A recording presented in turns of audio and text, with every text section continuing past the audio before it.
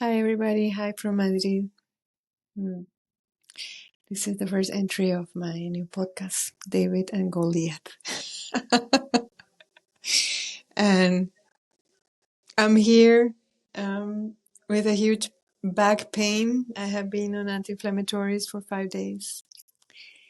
And I had to travel from India to Spain, and that was pretty crazy. And thanks to my husband, we reached, and wow, it's been 5 crazy, amazing, blissful, and painful days.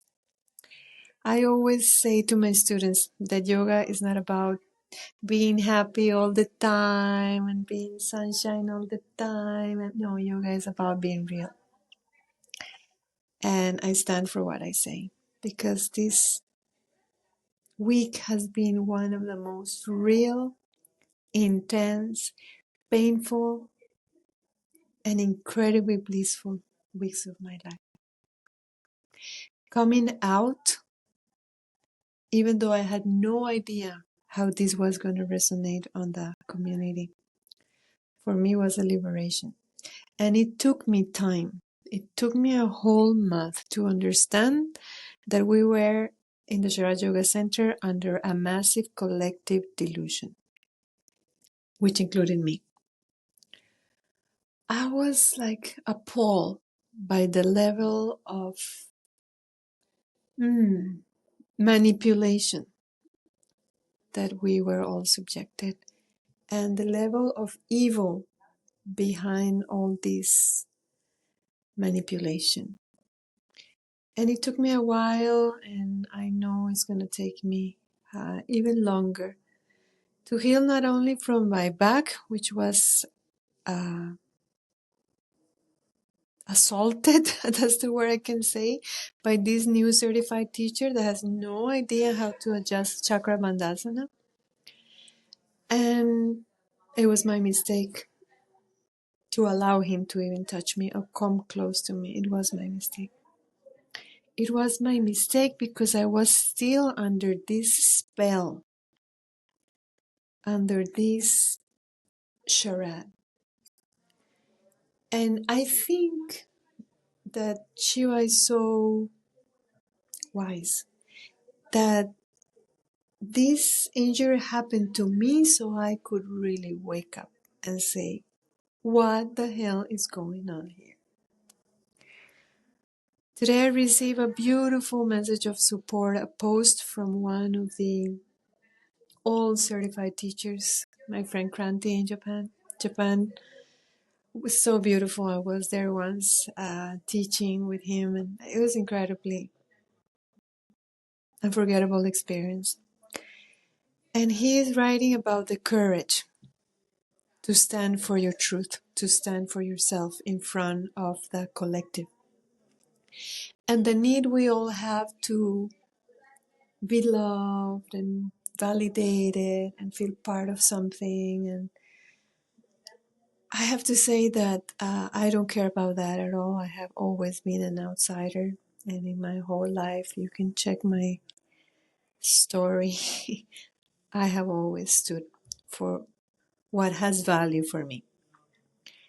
So that power to go against the grain, I don't think it's in me. I think this is like a result of all the years of practice with my teacher. Some courage is there. I have to see it. And I wouldn't say that is my quality. I would say that is the transmission, the parampara, because the parampara, the transmission of knowledge, of vidya, of wisdom, that is what really interests me. Some are saying that this is a syndrome of sour grapes because I was not certified. First of all, I was in the Sharad Yoga Center not to get certified. I mean, our Guruji died 3 months ago. We were all invited there to come and mourn in community. I was there to cry. I was there to be with the family, with Sharajji's wife and her son. I was there to stand because some of my students were studying with Usha, Arti, and Shikanta. I was there to honor the space that has given me so much in the last 23 years. I was there to mourn. I was not there to ask for anything. I was not there to have any expectations about anything. So that was not my agenda. So whoever is saying that, that's not true. And I know it deeply in my heart. And someone says that I'm a drama addict, which was very interesting.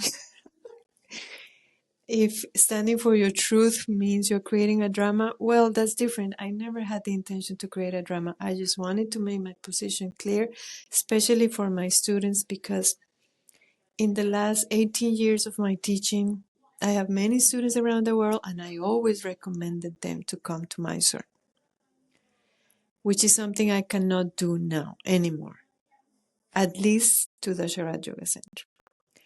But this doesn't mean that I'm saying that everything is absolutely wrong with that school. It's wrong for me. But maybe some students will find a lot of joy and whatever they're looking for there. I'm not trying to say that they're wrong and I'm right. No, I'm just trying to say that this doesn't resonate anymore with me. And that is why I am going to study with Saraswati ji from now on. Because I feel guarded, I feel protected by the lineage. I feel the parampara, this river, this ocean of yoga. It's very, very delicate and very, very precious. And it cannot be tampered with.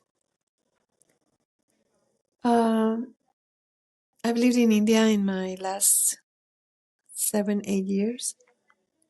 So I've come to understand a little bit of their culture. And the respect for the knowledge is the most important thing. Like I have an example for you. Right now we were packing in India to come back to Madrid. And my husband, instead of packing clothes, he packs books. Knowledge, Vidya, Saraswati, that's the goddess of knowledge. That's what really matters to me. So what I'm saying is that I am not finding that knowledge in the Sharat Yoga Center anymore for me, for my own personal path. But being a whistleblower is never easy because many are going to attack you because they think differently. And what happens from now on, what I'm trying to say, is none of my business. I don't have an agenda here.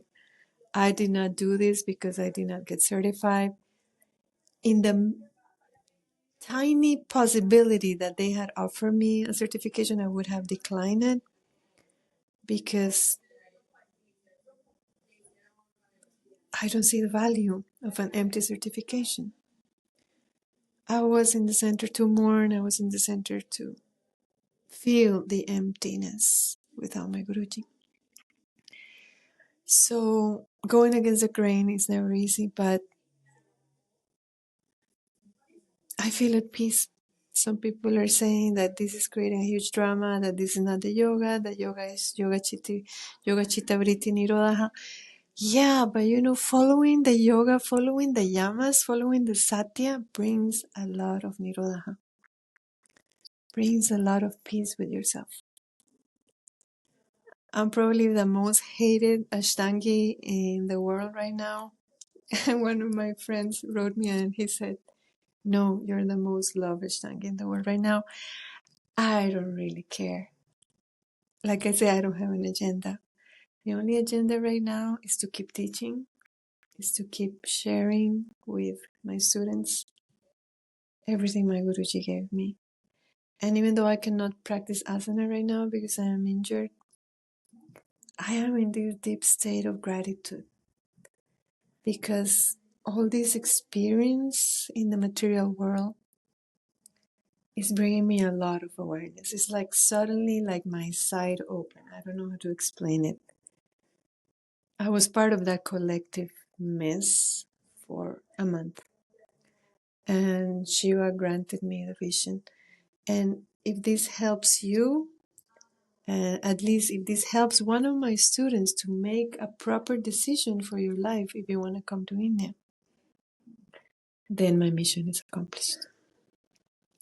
I'm not here to be popular. I don't care about that. I'm here to be part of this parampara. I'm here to keep honoring and not forgetting my Guruji. And I know with many of you that you feel the same. We will not forget. We will not forget his efforts, his example of life, his deep, deep knowledge. We won't forget it. I'm so proud to be his student. I'm so proud to somehow understand that knowledge has to be expressed in the proper way. And now in the time of social media, many believe what is in social media. And be careful. That's all I'm telling you. Be careful. I thank you all for the beautiful messages of support. I also thank you for the hate messages, if that makes sense, because I'm reflecting on them, because they have been very useful for me to go deep in my heart and try to see if that there was something of that, like if I was really looking for a certification, or if I'm still engaged in the drama, or I really done my research inside. So it's really helping. It's a very powerful spiritual experience that I don't know how I ended up here. It was never my intention. But I do thank you all. All of you that are going to keep going to the Sharat Yoga Center, my best wishes. I don't feel any enmity, personal thing or anything. I just feel a deep need to respect the knowledge. The knowledge is the most important wealth for a spiritual seeker. The Bible, it says that knowledge is more important than silver or gold. And that's how I feel. And that's the beauty, even in the grief for what has been lost. That maybe, I don't know, I'm starting to understand a little deeper about this quest of bringing yoga to life. Yoga is about being logical. It's about having some intellect. Yoga is about Shruti, about sacred knowledge and preserving it and putting it in action. If I had deleted my blog as I was asked by these pseudo authorities in the Shala, I would have betrayed my Guruji. I won't delete anything. And like I say, I don't know what is coming. I know what is coming for me. I have my students. I will keep teaching with deep respect for what I received. And I will keep practicing.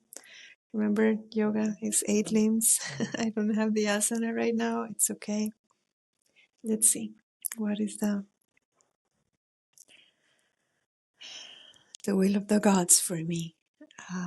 But I just feel like I feel empowered. I feel at peace.